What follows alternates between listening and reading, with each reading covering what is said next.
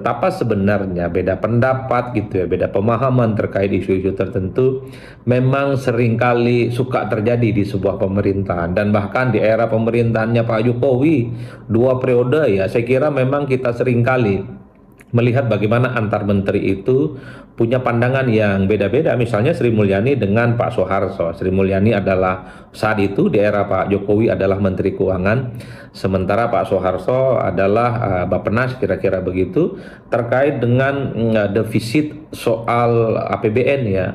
Sementara Sri Mulyani mengatakan defisit anggaran itu mungkin akan dikejar paling maksimal sebesar 2,45%, sementara Pak Soeharto 1,5 sekian persen.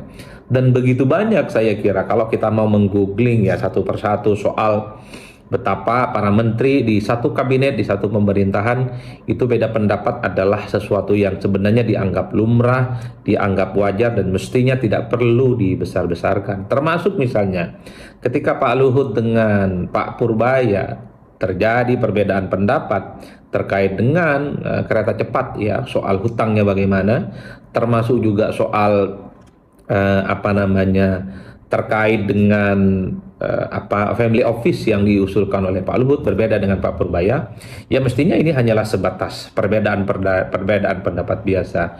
Cuman yang menjadi ramai itu adalah karena ada satu momentum dalam sebuah rapat kabinet, ternyata keduanya tidak saling bertegur sapa satu sama yang lainnya, seakan-akan ini menegaskan bahwa silang pendapat, perbedaan pendapat itu ya adalah sudah terjadi rada-rada juga agak serius, sehingga keduanya tidak saling bertegur sapa satu sama yang lain. Sebagai sebuah kesimpulan yang ingin saya katakan adalah perbedaan-perbedaan semacam ini pastinya terjadi karena menteri apapun gitu ya dengan pihak-pihak yang lain yang ada di pemerintahan pasti memiliki cara pandang, sudut pandang yang berbeda-beda. Hal alamiah dalam demokrasi, tidak perlu kemudian dibesar-besarkan. Yang paling penting adalah segera carikan jalan temunya, segera carikan solusinya, dan yang paling penting berikan segala sesuatu yang terbaik untuk kepentingan bangsa dan negara.